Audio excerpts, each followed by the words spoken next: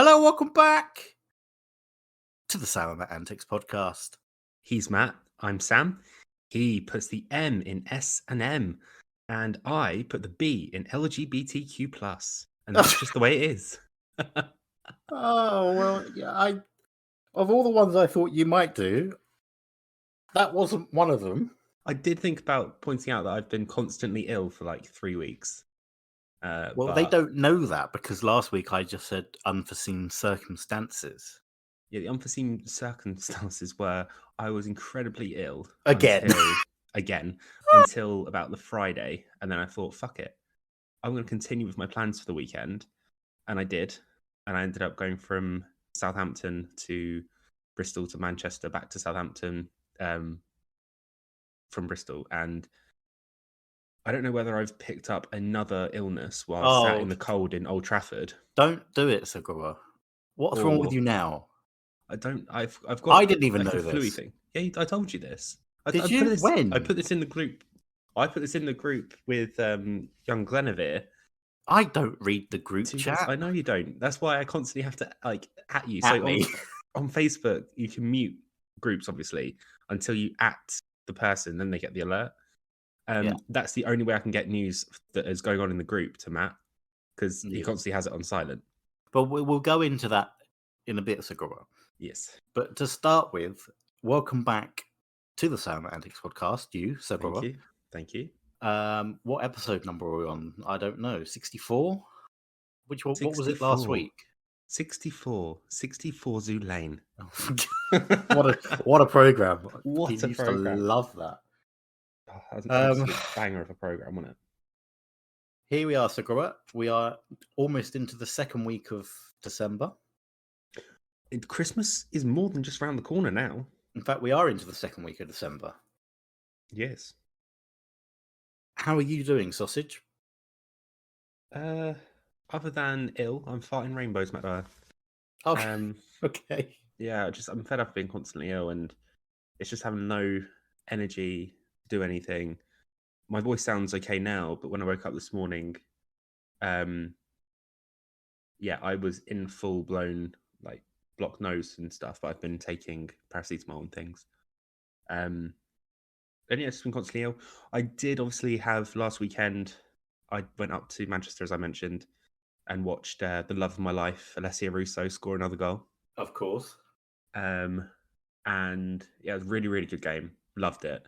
That was at Old Trafford, wasn't it? It was, and I was about 5 rows up from the front and right next to the tunnel. Can I ask a question, Segura? You can indeed. As this is the one stadium that we have both been to. Yeah. You're a tall man. Incredibly tall. How was your knees? The circulation got cut to my ankles, let's put it that way. Old Trafford is such a bad stadium for if you're a tall man, honestly. The worst was, 2 weeks ago, I went to the Emirates, before Old Trafford. Yeah. And it's one of those stadiums that kind of is more of a gradual height increase type thing. So when I was sat in the seats at the Emirates, I had loads of room and I was loving it. I actually had some leg room. At Old Trafford, wow, my feet were going. I couldn't decide if my feet were cold because it was cold or the circulation just been completely just cut off. See, when I went to Old Trafford, it was 2017, I think, 2017-18. I went for Soccer Aid, and luckily the people that I went with, one of them that was supposed to come with us dropped out at the last minute. Yeah, which is a blessing. Because that meant that I could then shrivel my legs. Shrivel your what? That's not the right word, is it? No. What's the word I'm thinking of? Curl? Yeah, we'll go with that. Yeah. Angle. I had to move my legs round. Yes. Swivel. Swivel, not shrivel. Shrivel is what's happening to most men at the moment in this cold weather. Oh, God. So, yeah, there we go. Oh, yes, Old Trafford, it's a very old stadium. Emirates is one of the newest stadiums. It's really, really new stadium, and it's beautiful. Old Trafford, it needs a lot of money invested into it. It's just it's just old. There's no other way to describe it, Matt Dyer. But yes, other than that, what else happened this week? Logistics is fucked. Yep. Train strikes, they're going to be interesting over the Christmas Jesus period, aren't they? Christ. I mean, yeah. Genuinely, I don't know how I'm going to get up to my parents and back. Like, as in, by this time, I've usually booked a ticket for return. I know exactly where I'm going, exactly when I'm coming back. It's up in the air. I honestly don't know. It's difficult. So on the line we have in Leighton Buzzard, the West Coast Main Line, if it's the RMT union, which is most of the militia, most of the time it is them. You are okay. There are trains that run like every half an hour, but only only from like 7 a.m. till like 5 p.m. So you can get here, but I don't know what the situation is with the RMT on your line from Eastleigh and Southampton. It's about the same. It's a tricky one to think about though, because I look at the trains now and I think, okay, there's about 3 or 4 trains an hour. If they cut that down to 2, I'm fine. But then it's making sure I get the train that goes to Clapham Junction. However, will they run the line that goes from Clapham to Watford Junction? Or is that going to be completely scrapped again? London Overground. Or do I get the Overground, which is the other option? So yeah, that's a problem that future Sam, as in Sam next week, will have to think about. Yes, well, Matt Dyer can hold your hand with that situation because I am, as we know, the train god. Yes, I'm actually travelling up on a strike day though. Oh, so Cropper, why would you do that? Because it's the one that makes sense. It's the Saturday, the 17th.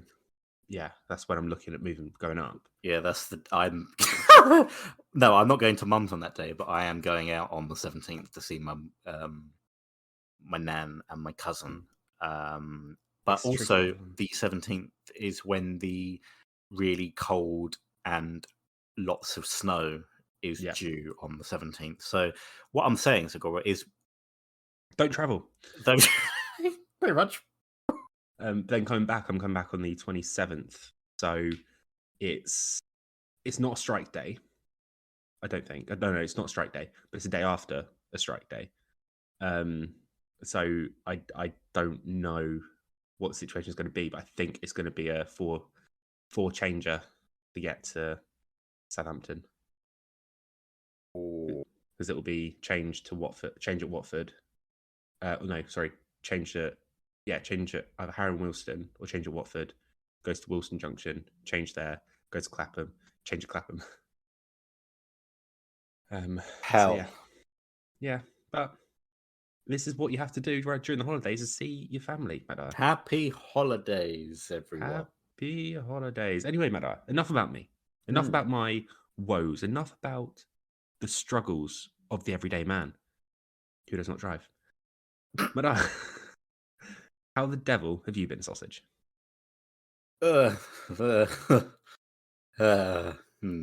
Yes. It's been yes.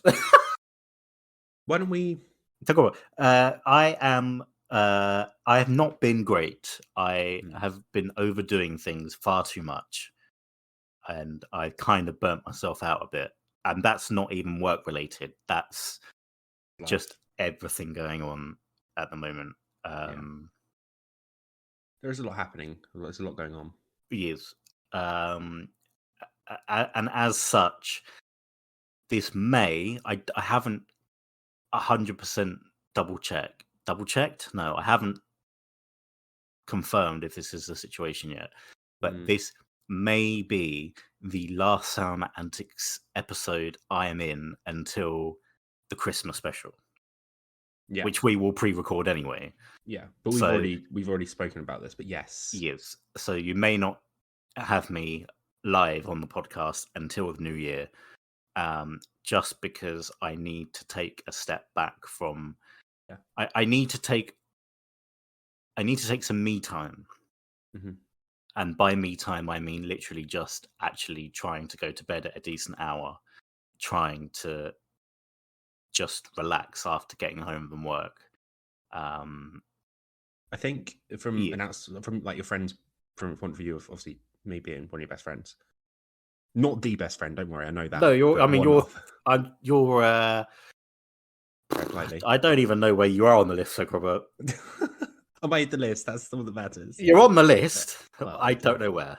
But yeah, so obviously, from a business point of view, we've done the right thing in the move that we've made, and you hosting Murderly Wrote, which is available now on all streaming platforms. #ad. But the things that come along with that, which I don't think people realize, is when we are doing these podcasts and when we've got, because we have such a standard, we have a standard that we need to meet and standard that we want all of the podcasts that we're associated with to meet. So for context on that, on the Murderly Wrote podcast this week, the episode that went live on, no, hang on, we pre-record this.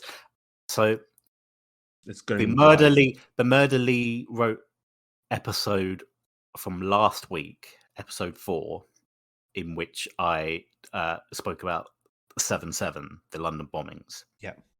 We pre-recorded that on the Thursday or Friday of the previous week before that. And when I was editing it over the weekend, well, that was the first part of my kind of spiral, because I was editing that. I was having to edit Summer. I was having to do something else, and I was doing something else. And I very quickly realized that I was getting annoyed with myself when I was listening to my voice. And basically, I was really unhappy with how I sounded on the case. And because it was such an important case to me, I wanted to make sure that I sounded the best I could, so that I could at least, yeah. So but the Murderly Wrote episode went live on the Wednesday. We recorded it on the Tuesday night, and I did an entire edit Tuesday night for it to go live on Wednesday. It's difficult to, because obviously I knew that you did a pre-record part of it, and it's difficult for me to then just like step in and do anything, because like we always say, we are so passionate about these podcasts, and we're so passionate because it's part of our lives and it's entwined in our life in the real world.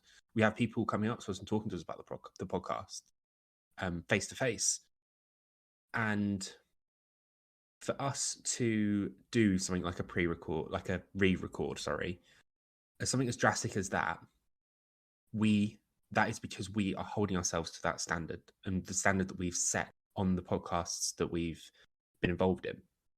So for you to obviously have to have done that pre-record, then listen to it, to edit it, to then re-record, that is not us doing that for fun. That is now us taking a business mind and saying, look, this content that we want to put out is not to a standard that we want to, so we're going to do it again. And it's a difficult decision to come to, and especially when it's something as important and as close to your heart as 7/7. Yes. So this may or may not be the last live episode. Well, I say live, but recorded the week before you hear it. Episode you'll hear me this year. I haven't fully decided. So if you do hear me next week, fantastic. Great news for you. Or I'm going to trick everyone and get the Matt Dyer soundboard and you're going to be there anyway. Let's not get bogged down with who's got sayings and who hasn't, Segura. Yes. Let's, for now, crack on with the rest of this week's podcast.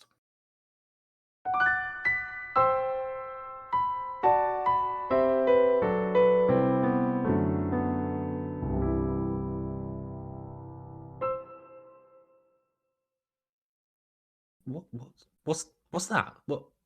Sorry. I do apologise, dear listeners. There's something appeared on my screen.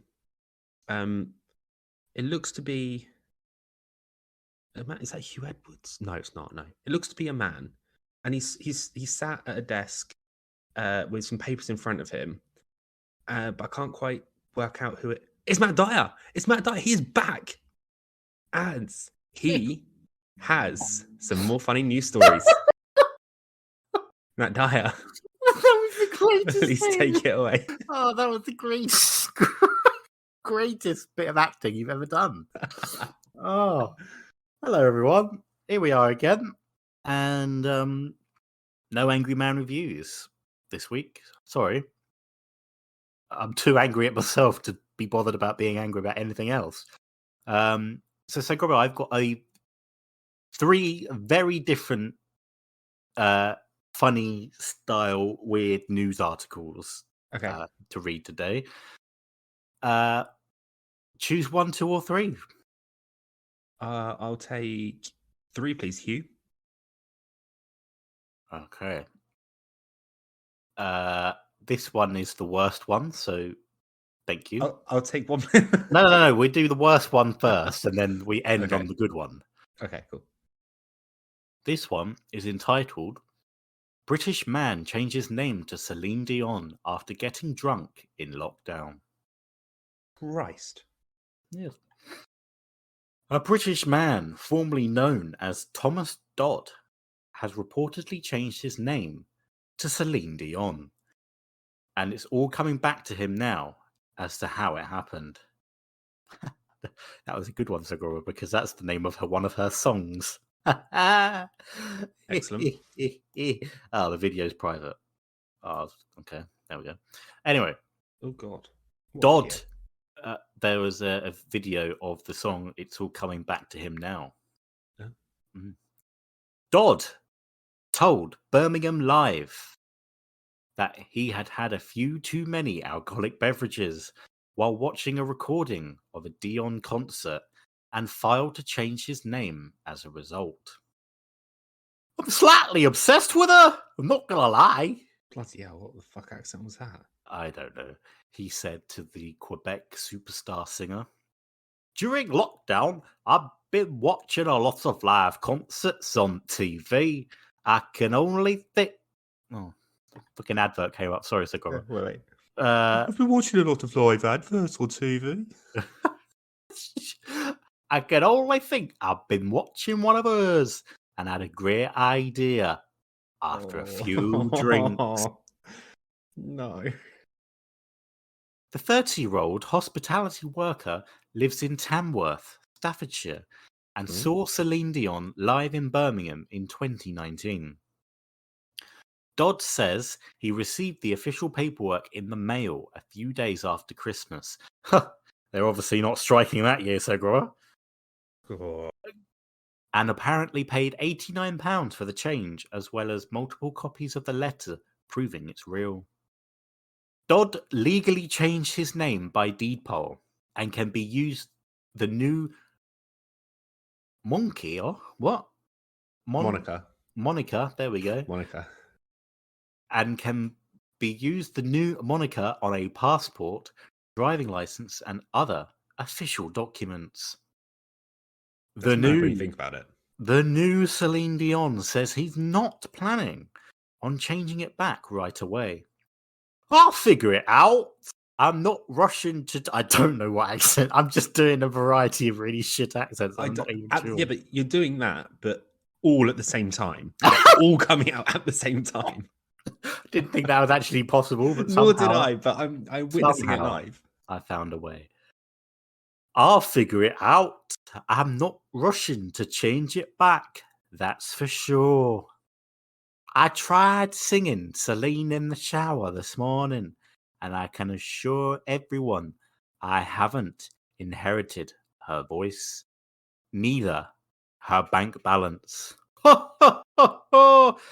A representative for Celine herself did not respond to the Huffington Post Canada's request for comment, but we can assume she'll accept the tribute because That's the way it is. That was another little song at the end there. So good for.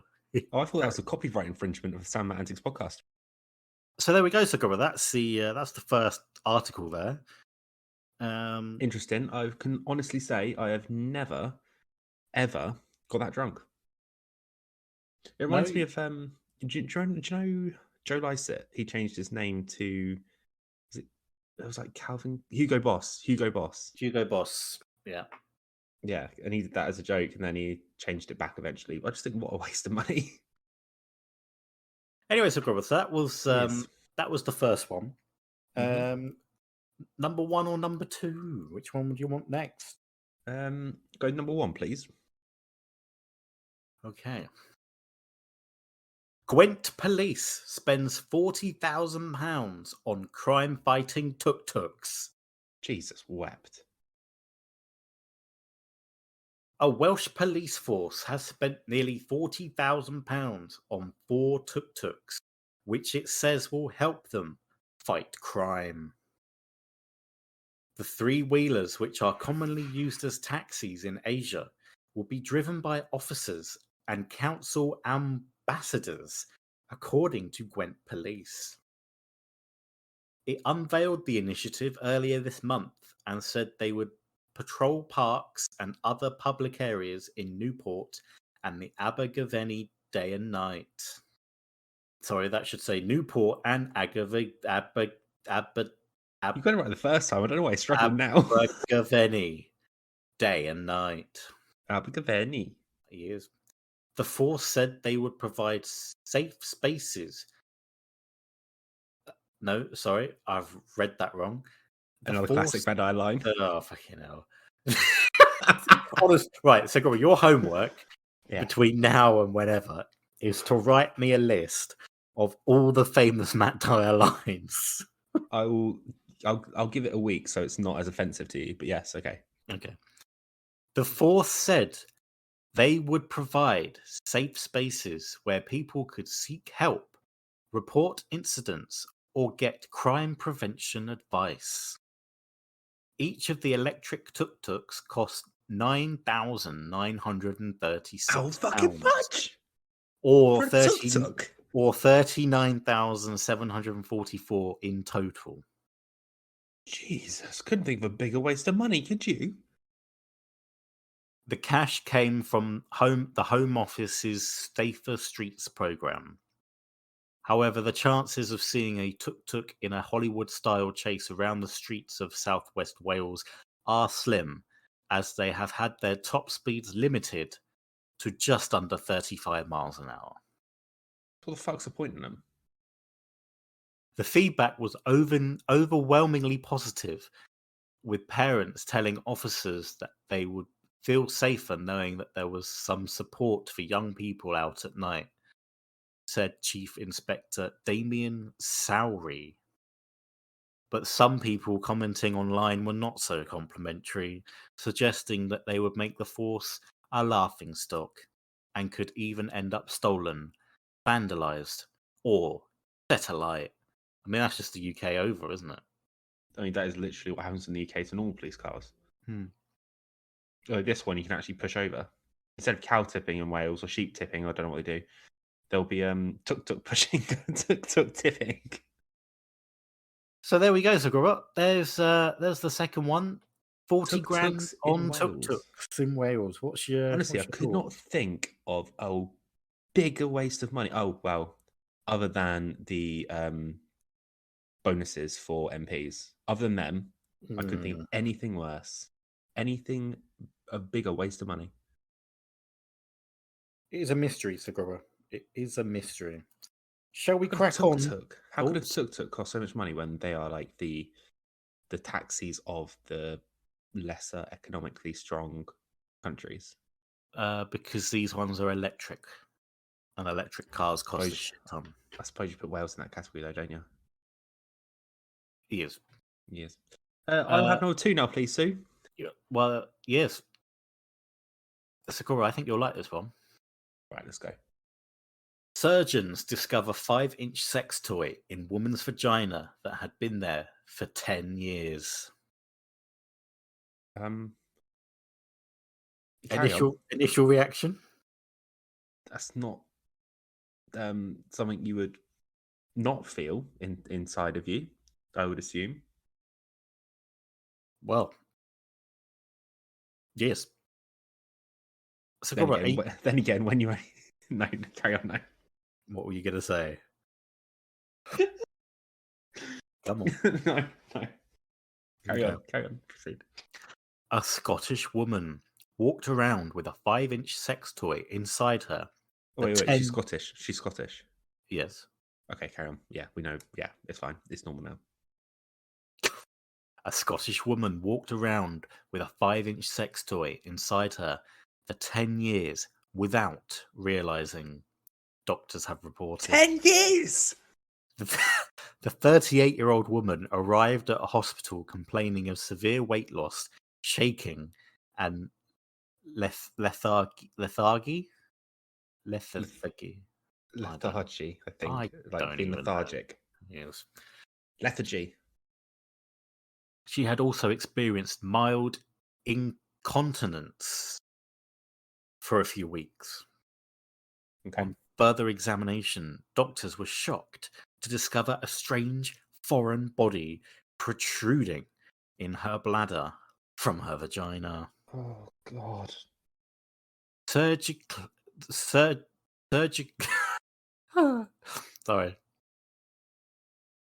Surgical removal of the item at Aberdeen Royal Infirmary revealed it to be a 5-inch, 11 centimetre long sex toy. Medical staff were even more taken back when the woman revealed she had used the sex toy with her partner 10 years ago. Oh, She also admitted she was under the influence of alcohol at the time and claimed she couldn't remember removing it or not. So, Grubber, great news for you. The woman had a normal IQ, no signs of depression or psychosis. That's the one. And had not been subject to any abuse, according to her case report. Well, that's good news, isn't it? Well, she just blacked out when she was pissed. But, Sir Grubber, the toy had caused her potentially life-threatening damage. The woman... Oh, fucking hell, Sir Grubber, I've just seen what I've got to say. I can't wait for this. The woman was suffering from a rare vesicovaginal fistula. A vaginal fistula, yeah. An abnormal tract which allows urine to flow into the vagina. Ooh. She also had an obstructive... See, I would be no good as a doctor. Do you know what this means? Do you know what this means? Which bit? I can put this into terms you'll know. So, I'm quite well educated, thank you very much. I know what's going on. Well, okay, she's got a hole in her nunny, but the wrong end. The wrong end. She also had an obstructive uropathy, where a blockage in the bladder causes urine to back up into the kidneys. This is fucking horrific. This woman, this poor woman. The best part of her day is having a 5-inch sex toy in there. Sex doll? Imagine it had arms and legs. Where's your brain going? Well, it's been in there for 10 years. I mean, that's where babies grow. After removing the toy, doctors managed to repair the damage, and the woman was later discharged. One doctor at the hospital, who was not willing to comment on the patient's specific case, confirmed it was highly unusual for such a large foreign object to go unnoticed in the majority of instances by patients or their partners.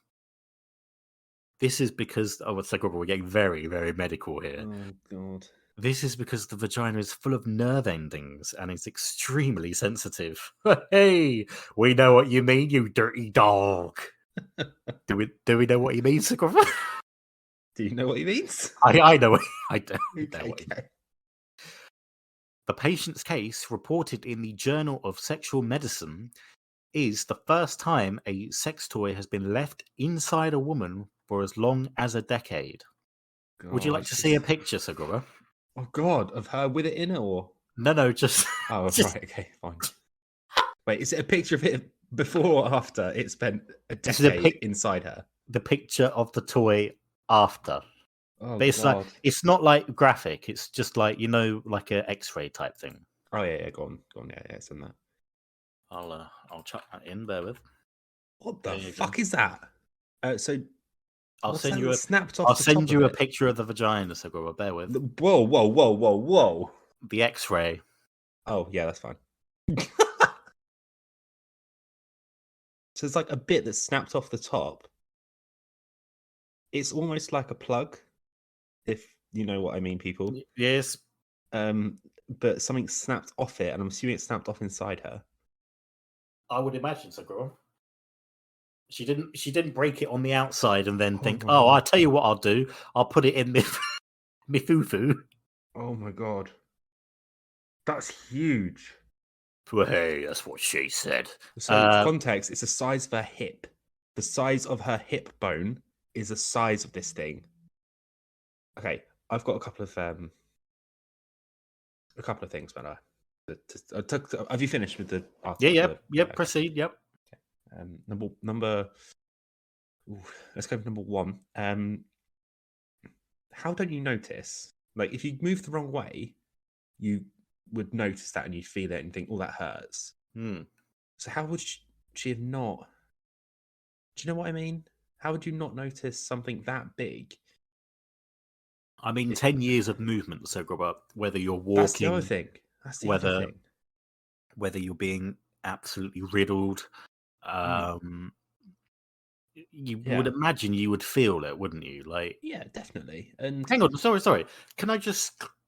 So this was in. This is such an awful conversation to have two men, but here we go. Go on. This was in her vagina. Yes. In her foo-foo for JJ. Yes. So a nonne. She's been sexually active. This was actually my second in point. This time. Yeah. Why the hell has the man not inserted himself and then stopped and go, oh, you've got some kind of corkscrew at the end of it? Well, Madar, the only polite way I can think of putting this is maybe the equipment that he has can only splash round in the shallow end. Fair enough. You've never said that before, have you? Never. That's a first rule.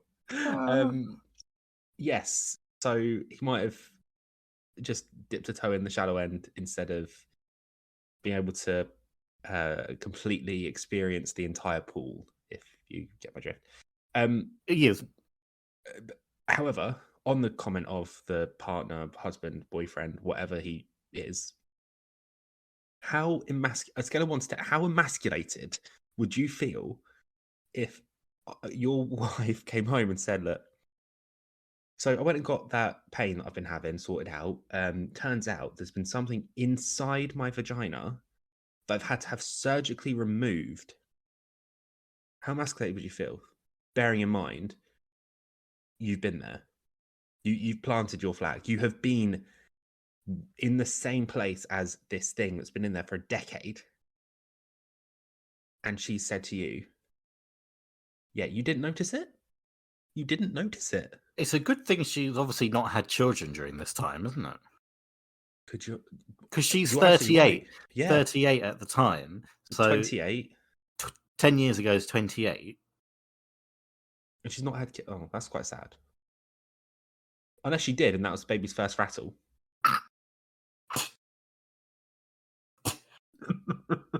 So, we're going to move on. No. There's one more thing. Okay.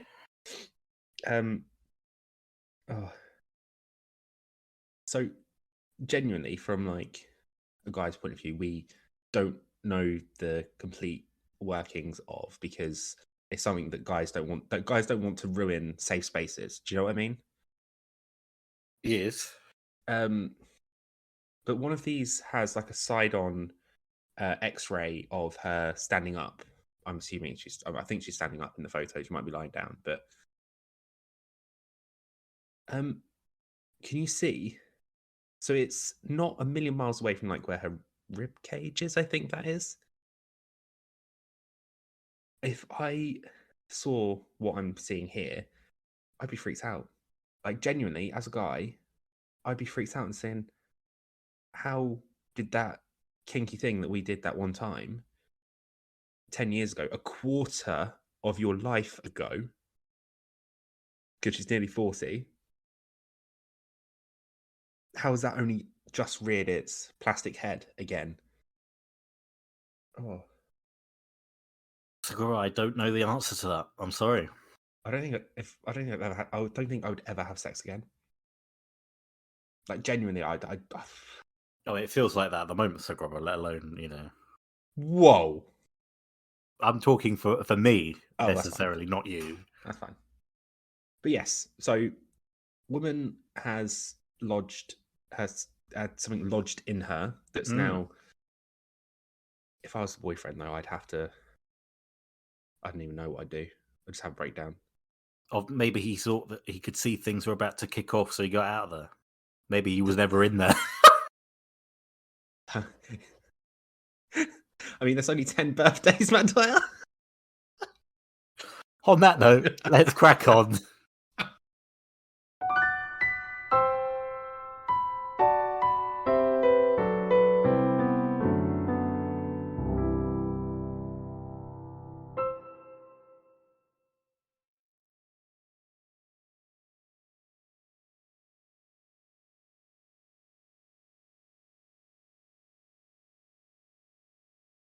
Well, it's the moment we've all been waiting for. It's finally the final part of our Reddit story. But to get there, we're going to have to cross the Bridge of Banter and go through the Forest of Funnery and visit our friend Sam Cropper in our section Story Time with Sam. Gather around everyone. Before I start, though, any artistic fans out there, please draw the Bridge of Banter and the Forest of Funnery. That would be, to be fair, that would be a great merch idea. That is the Christmas gift of Christmas gifts. Indeed. Anyway, so we are on the final part of the dollhouse at Vanderlei. Madai, it's safe to say that parts of this has creeped you out. Parts of it's been scary, even. And parts of it. Sorry, I'm just yawning. It's a very weird story, isn't it? Yeah.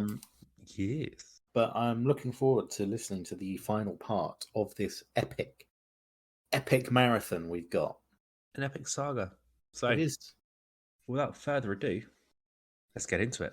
This is the final part. I didn't have to think twice about finding my light. The moment Mrs. Claymore's voice entered my thoughts, I knew where to look. And no, it was not inside of me. That which I was, the destructive powers I possessed. All the gifts from below, stemming from darkness. And I had to face it. I was made the same stuff as the bullmen around me, but I did have something they didn't. Someone. My light. My light was the kid that packed lunches for school when there were no adults around to give a shit about me if I went or not. My virtue lay in the teenager that slept on the floor at the foot of my bed, preventing a slew of foster fathers from entering my room in the middle of the night.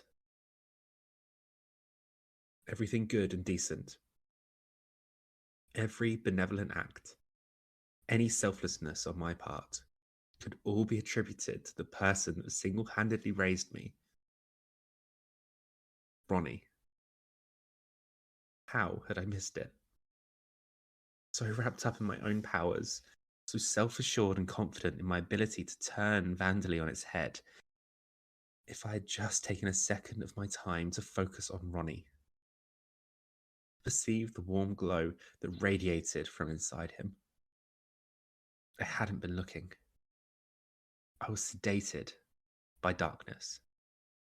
So tempted by the fleeting lights of injured girls, I'd made excuses, telling myself I wanted to rescue them, when deep down I was just hungry for their diminished light. I would have crossed the line too. I would have given in to the bullmen if Ronnie hadn't come back for me. With Mrs. Claymore's silicone protecting my ears, I could work through all of these thoughts and feelings in a span of seconds. The truth had always been there, deep down. It was just a shame that it had taken this long for me to see it. Ronnie lay on the filthy ground of the chamber, his basic green hoodie stained with blood and dirt from the rocks. He was curled in on himself, hands over his head, protecting his skull from the blows of the bullmen. The sight of it released a wave of sorrow that I had to suppress in order to help him. There wasn't much time. Mr. Claymore was bound to notice that I was no longer crumpled in a heap of agony on the ground, and I had to act fast. I closed my eyes and zoned in on Ronnie, knocking into the many walls protecting his core. This was why I hadn't noticed it before, the sheer magnitude of his power, his light. He had tucked it away in a safe space, cautious not to let it spill out. I wondered if it was a conscious effort or just part of his nature. Let me in. I set my thoughts straight to his, gently knocking at the door of his soul. I know what to do now. Intuitively, I knew what I was looking for, and I still wasn't prepared for it. It was more than a ball of light, more than flames or fireworks or a goddamn supernova out of space. Even comparing it to the sun feels half-assed.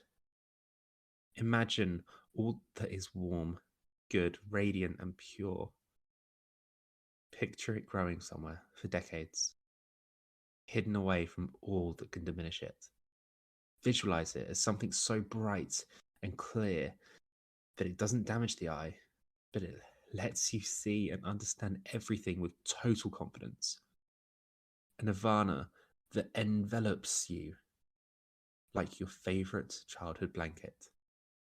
And that was Ronnie's soul. I let my darkness settle at the bottom like a makeshift coal to his boisterous flame. I channeled every last bit of draining power to boost Ronnie's light, to send it bursting out of him. I opened my eyes. Those that had been attacking Ronnie now lay at his feet, their bodies contorted in suffering as the bloodied rocks fell from their hands. Some of the bullmen had ripped off their masks, exposing hideous burns, with parts of skin bubbling from their proximity to the light. I could see they were screaming, and half wished I could hear them, but Mrs. Claymore's anti-hearing aids held firmly in place, securing my mind from the noise that had so nearly driven me insane. The rest of the chanting bullmen wasted no time in turning around and dashing up the tunnel to escape. I could understand it. I was too far from Ronnie to get burnt, but even so, I felt all the power I had sourced from the darkness shriveling up inside of me, cowering at the potency of his energy. My cousin stood tall and radiant, his skin glowing like an LED nightlight. His eyes were closed, and I imagined he was doing something very similar to what I did every time I tried to use my powers. He wasn't trying to make objects fly or destroying things, but he was reducing every dark energy around him to little more than a speck of dust, rendering every sick fuck, including myself, completely impotent. I stared in awe, forgetting my surroundings, forgetting all about the very real threat of Mr. Claymore and the dying girl behind my back. When I finally came to my senses, it was already too late. I turned around to see Mr. Claymore's face inches from the dead girl's lips, breathing in the last of her essence. No! I cried out, running over without thinking. Powerless as I was in Ronnie's light, I still wished there was some way to save the girl. Now, what happened next is hard to explain. One moment, I was just a few feet away from Mr. Claymore, running at him blindly with nothing but rage and guilt fueling my steps. The next thing I know, my head snapped to the right, my neck aching as it urged my torso to rotate with it.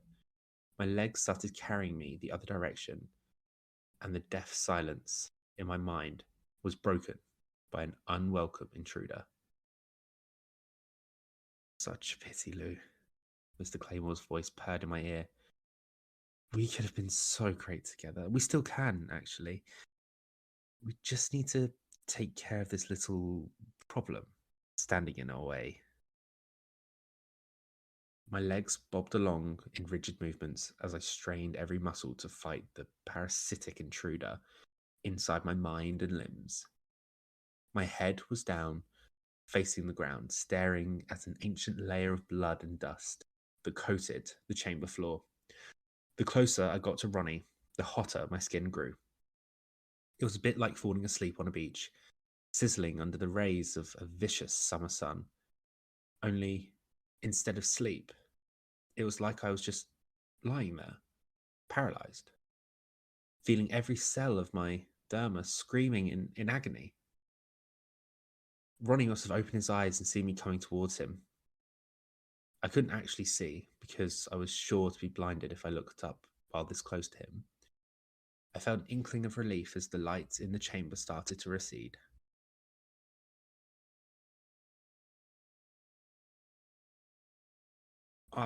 We lifted our head to look at Ronnie's concerned face, mouthing something at me. I was still deaf, so I didn't understand what he was saying. My heart dropped when I felt my own mouth and tongue moving in response, making words and probably sounds I couldn't perceive. It's the weirdest feeling not knowing what message you just communicated because your brain wasn't there to initiate it. Whatever Mr. Claymore just said to Ronnie, it seemed to ease his mind, and my cousin nodded in response. I saw the glow of his skin fade until we were shrouded in nothing but the dim lights of blood rock fire. If only I still had control of my mouth to scream, I would have done so. It hit me, then, like a glass of water spilling on my face.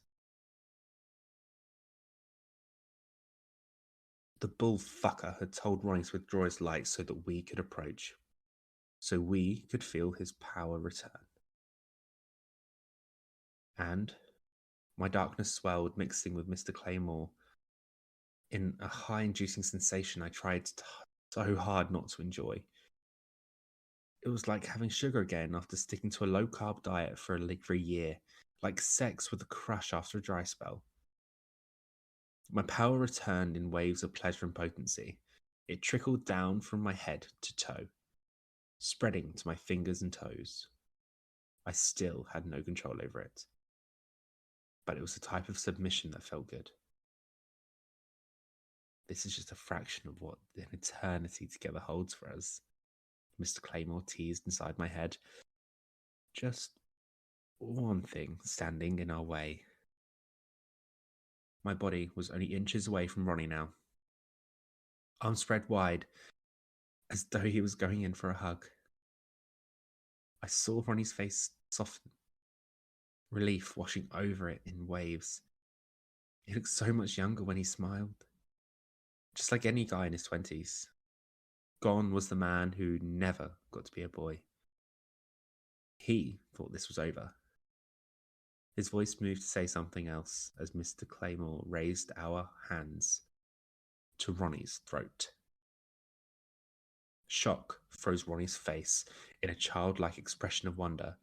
He grabbed my arms, gently tugging them away as Mr. Claymore fueled our darkness to latch my thumbs onto Ronnie's Adam's apple. Ronnie just looked bewildered. He tried to push me away as my fingertips dug into his skin, causing droplets of blood to roll out and smear across my fingernails. There was a hint of pain in his eyes as he struggled to breathe. He stopped pushing me away, his gaze searching my face for answers. "Why are you doing this?" his lips asked. "No," my mind screamed. "No, I can't do this, no matter what, anything but this. Never, never, Ronnie." I summoned every last bit of consciousness I had left, which was not much. I remember Mr. Claymore feeling his darkness, and then Mrs. Claymore's words from the very first time facing the hygienist came into my head. I tapped into the darkness that her husband, Mr. Claymore, couldn't touch. What he was using now, it was more of a collective energy of Vanderley House. And the underground lair of the Bullmen, there was more darkness in me that was not his to own. It wasn't easy, but I dove right in. I tapped into the lonely nights of 4-year-olds spent wondering why my parents didn't want me. The dreadful disappointment of meeting young couples who took me home for a weekend to see if I was a good fit, then sent me back like I was some stray they were afraid would shit on their rug. I dug up everything that happened before the system matched me with a distant biological relative a state over, transferring me to the foster home where Ronnie lived. The darkness of an abandoned child proved to be enough, but it wasn't a lot of power. But it was enough to loosen the grasp on Ronnie's neck and pull my hands back to my own throat. "Stop!" Mr. Claymore's voice lined with hatred. "What are you doing?" Would it kill him too? I doubted it. Either way, I could never stand by and watch someone hurt Ronnie. Even if that someone was me. I kept channeling my darkness, fighting Mr. Claymore's power over my body every step of the way. He let up, controlling my legs, and focused on fighting just my grasp on my own neck. And I fell to the ground, my knees exploding in pain at the bad angle of the fall. My mind glazed over at every attempt of breathing brought less and less oxygen. It was a sad way to go. Surrounded by darkness and silence, unable to utter a single word to the person who had made my life worth living. So this is dying, I thought, just as everything went black. Sounds. Wonderfully mundane flutters of fabric, shuffling and light feet treading somewhere nearby. These were the first things I noticed before the distant reality of my near-death experience caused me to half jump into an upright position, my eyes popping open in terror. The serene Vanderley decor welcomed me back to consciousness. I was sat on the left half of a very large and soft canopy bed in one of the many bedrooms. A dirt-covered, dishevelled Ronnie sat on a much too small chair at my side. The other half of the bed held the girl we'd actually managed to save. I noticed the relaxed expression on her sleeping face and the rosiness of her cheeks. Mrs. Claymore entered the room with a metal tray of bandages and scissors. "Good, you're up," she said, turning to Ronnie. "I told you, she would be just fine." Ronnie, still looking concerned, as he took my right hand in his, nodded. I noticed that it felt strange. I pulled away to see that the silicone patch from Mrs. Claymore was gone, leaving behind a faint set of scars from the army Swiss knife. I scrambled to feel my damaged ankle through my sock and found it was much the same. The wounds had been healing underneath the silicone after all, which is probably why they'd been so itchy. Mrs. Claymore made her way over to Pixie's side of the bed, sitting down gently on the free spot near her only arm.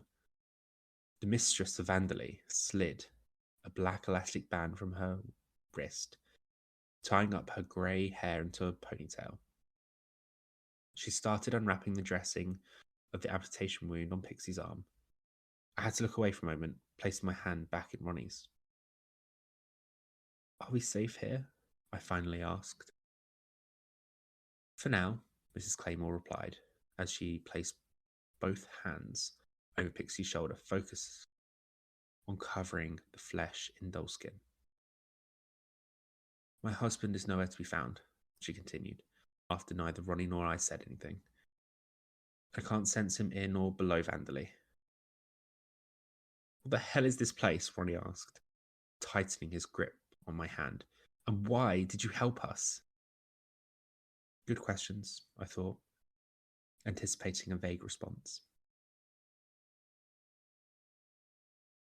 "Think of Vanderley House as one of the many, many gates to hell," she said, smiling as she looked up our expressions. Or something like that. Hell is a human concept created to try and define the ancient truth of evil and good, darkness and light, white, black. They have no real definitions outside the realm of humanity. The darkness bubbling below, the light shining down from us in the sky.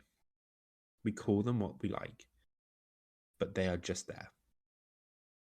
One or the other is to be found in all of us. Sometimes a blend of the two. I listened, feeling my emotions pucker in response. I had no doubt Mrs. Claymore spoken the truth, but it wasn't pleasant to think of myself as part of the darkness below. I shuddered, remembering the girl I had so nearly killed with my own hands. Her death was on me. If only I'd focused on bringing her back in time instead of listening to the awful man's seductive whispers. Mrs. Claymore finished working on Pixie's arm, leaving behind a perfectly smooth patch of silicone. She moved her hands to work on the girl's ribcage, and I watched in wonder as the jagged edges started shifting under the bruised skin of Pixie's chest. Her broken ribs were being healed one by one from inside her body. "That doesn't explain why you took the girl from me and sent me back to save Lou," said Ronnie. Then, turning his back to me, "I would have gone anyway, but she told me you needed me and promised she would help Pixie. I didn't know if I should believe her, but it felt like I had no choice. I couldn't risk losing you." I felt gratitude tingling in the corners of my eyes. It had been such a long, emotional day. There were still so many questions, but it was such a relief to be alive, to be with Ronnie and Pixie, and even Mrs. Claymore herself. My role in this is hardly heroic and mostly complacent. Mrs. Claymore paused, considering her words. It's a conundrum of sorts. My powers are different from Lou's in that they've always been to heal and beautify. The ugliest places, the worst wounds ever since I was a child, I could make them beautiful again. Unfortunately, the power only ever came to me where unspeakable cruelty manifested itself. Places like Vanderley, with death at every corner and mutilated corpses lounging around in armchairs. I took a sharp breath. Had I really expected something different? Maybe not, but I'd hoped. There was a very real part of me that had pictured me and non-doll Cynthia sitting somewhere a few months down the line, talking through things, laughing and crying together, dissecting the horrors of Vanderley in comfortable companionship. I could still have that with Pixie, maybe, if the PTSD of her ordeal ever let her live normally again. "So you take the bodies of the girls they use for their rituals and you make them into dolls? It sounded so sick, but also made sense. A very twisted, fucked up sort of sense. The problem with having powers was the itch to use them, and I could see how Mrs. Claymore had given in to the desire. I've always wanted to be a mother. Mrs. Claymore's face lost its composure, a wrinkled sadness pulling her features down for a second before she caught herself. That's another thing you'll learn about the Dark Ones, Lou. We're born from darkness, from a void, and thus we cannot harbour new life. The silly boys that run around in masks below ground are convinced that they can still interbreed with the light, bring about the birth of an almighty sun. They are powerless past the gates of places like Vanderley, you see. That's why the world goes on as it does, but they will never let up. They'll keep trying to breed with a carrier.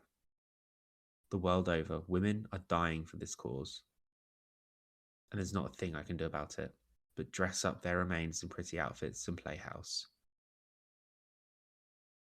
I almost wanted to ask Mrs. Claymore to see Cynthia and the girls one last time, as they really were, but then I thought better of it, unable to stand the sight of another dead woman that day. Still, the gruesome visuals of the parlour room, in all its decaying certainty, weighed heavy on my conscience. Ask one last question before I'm done with your friend, Mrs. Claymore said, draining the bruising from one of Pixie's broken toes. It would be best for you to leave then, and I advise you don't come back. But even if you do, you will find this house abandoned. I have no reason to stay here now that my husband is gone. I don't particularly care for the man, and I'd rather go somewhere he can't find me. There were so many questions I wanted to know.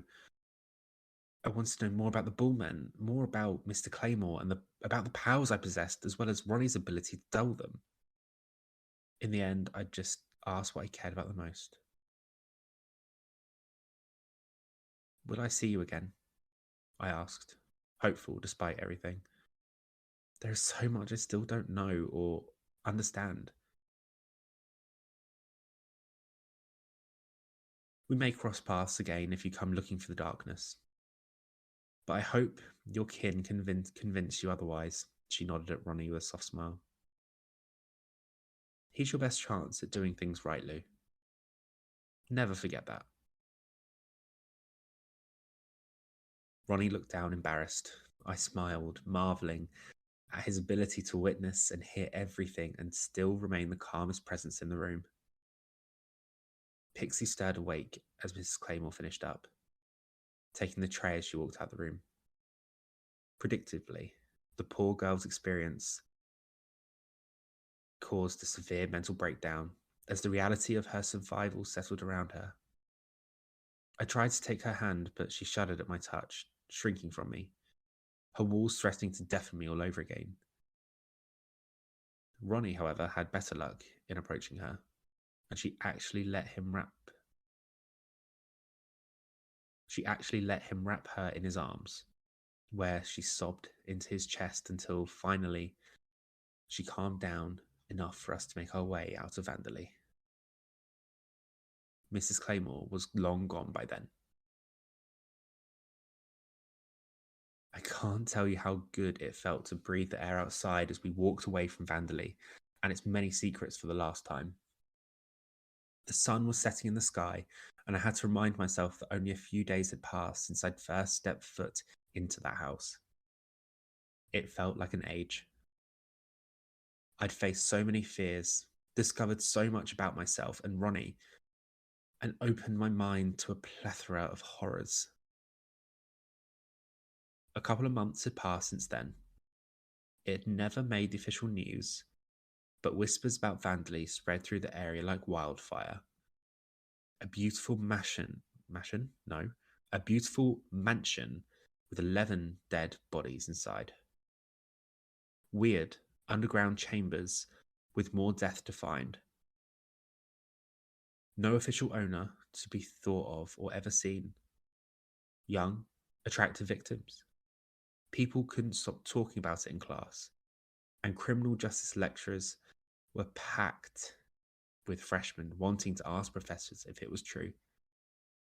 Conspiracy theories flared up all over campus, and I marveled at how tame they sounded compared to what had actually happened.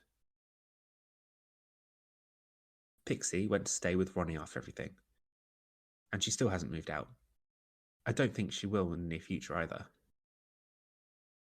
I haven't pried, but judging by the smiles they exchange when I come over for dinner, I think they make each other happy. Ronnie and I only recently breached the subject of me almost killing him. He says he feels guilty for believing for a moment that I was the one doing it. But that's just Ronnie for you. Feeling bad for not assuming possession in the face of death. I asked about Mr. Claymore. Asked if he remembers seeing where the guy went. But Ronnie doesn't. His eyes were closed when that man entered my mind. And he just seemed to disappear after that. I guess consuming a girl's light gave him enough power to possess my body from a distance. But honestly, I don't even know. Part of me wants to say goodbye for good. But this doesn't really feel like the end, does it? More like an interim. For now, I will focus on school, on making new friends, and maintaining a close relationship with Ronnie and Pixie. I still dream about Vanderlei, about Mr. Claymore in particular, his eyes always twinkling, beckoning me to join him in the darkness. I won't though, no matter how much I want to sometimes. One thing bothers me though. There's a frat house on campus that's been awfully quiet ever since the whole dollhouse ordeal. None of the members have been showing up to class, and other students have noticed. I'm not one for idle gossip, but it felt meaningful. Yesterday, I was having lunch with Ronnie and Pixie at an off-campus diner and came home to the worst possible time for parking. The lots were packed, and I had to get a spot a couple of blocks away. On my way back to dorms, I passed the frat house and noticed something that made my dinner in my stomach churn with nausea. There was no doorbell anywhere near the entrance to the house. Only a familiar bronze bull head knocker mounted on a large blue door. There you go, Madda. What an ending. I like that it's been wrapped up, sort of. Yes. It's quite, all the stories we've had so far have been ones that are completely wrapped up. Yeah. But this one is kind of like, well, it's wrapped up, but there would, potential for there to, like, if this was a film, the potential is there for the second film. Yeah. And Ronnie getting with Pixie, the dirty dog. Dirty dog. What a lad. What an absolute lad. Well, there we go, Matt. That is the end of the Dollhouse saga. It's quite a long one, that one, so Robert, the story, wouldn't it? God, yeah, I know. My voice is going. Oh. Yes.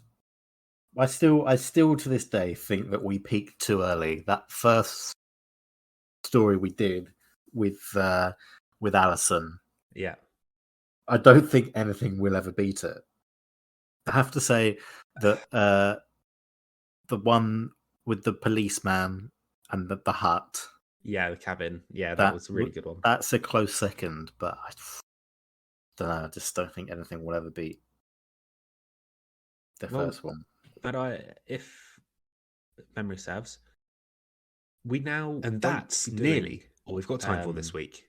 Any new series or anything until the new year. So didn't do one last week because some of us turned up, some of us didn't. That beats Alison. Lee turned up and pulled out the bag for us. Let us hope so, Sagura. Let us hope so. And as this is potentially my last episode of this year, Mm-hmm. I have pulled out a Christmas classic. Okay. It's my favorite Christmas song. It's the first song I ever learnt on the piano. Oh, okay. Here's a quick question, Segura. Yeah. In the film, Yeah. who sung the song? Aled Jones. No. Everyone says It's it's Alan Jones. Alan Alan. Jones. Alan. Alan Jones is Ow. a Formula One driver. I do apologise. Aled. Alan Jones did sing and release this song, but it was never in the film. The film version was sung by a little choir boy called Sam Hey. little choir boy called Peter Orty. So Alan Jones, fun fact, that is a good quiz question as well. So he is famous for stealing someone else's song. He get pretty much, yeah. Well, I think he might have. I don't know whether he shocked. released if he sung it as a little boy before the film or after the film. It must have been after the film because. Anyway, shall we just crack on with the dramatic? Yes, carry on. Yes. We're walking in the air. We're floating in the moon-lit sky. The people far below are sleeping as we fly. I'm holding very tight. I'm riding in the midnight blue. I'm finding I can fly so high above with you. And there we go, Sakura. That is the classic song from the Snowman, Walking in the Air. By Aled Jones, the bloke that stole it from someone else. Yes. Well, now that really is all we've got time for. It is. Been a bumper episode, this episode, isn't it? It has indeed, Sakura. It has indeed. Well, if 1 week is too long to wait for your Sam Matt Antics fix, I don't know, how can they get it? They can go to our Instagram, Segura, which is at Sam Matt Antics. They can go to our TikTok, which is at Sam Matt Antics. They can go to our Facebook page, which is the Sam Matt Antics Podcast. They can go to our Twitter page, which is Sama_podcast. They can go to our Twitch page, which is also Sama_podcast and has fuck all on it because rest in peace, PC. This could be the last episode, Segura, with this PC. Oof. What a treat. What a treat. I think that's all of them. You can be a dinosaur and send us an email. Oh, yeah. You can send us an email to the samanticspodcast@gmail.com, or you can get involved with the conversations that we have over on the Discord page. Yes. And you can always search stuff on Acast because we are Acast content creators. Did you like last week how I put it in just as a normal conversation? And then Lee was like, "Oh, it's a shame you did that because I was going to do a Sam and remind you of it." I was hoping that one of you would actually mention it. So, yeah, I enjoyed it. But all that's left to say is now we'll chat to you next week, or at least I will. Maybe me. We're not 100% yet. We'll see. But if not, have a very Merry Christmas, and I wish you every success and happiness in the new year. Good night. And I am, so I know that. Well, Segura, that was what are you on about? That was a lovely outro from the fact that the people whose favourite voice on the Sam Matt Antics podcast might not be with them again this year. There will be, because it's the Christmas special. Stop fucking shitting on my parade and let me do my outro for the lovely people. Farewell. There we go. Goodbye. Good night. Good night.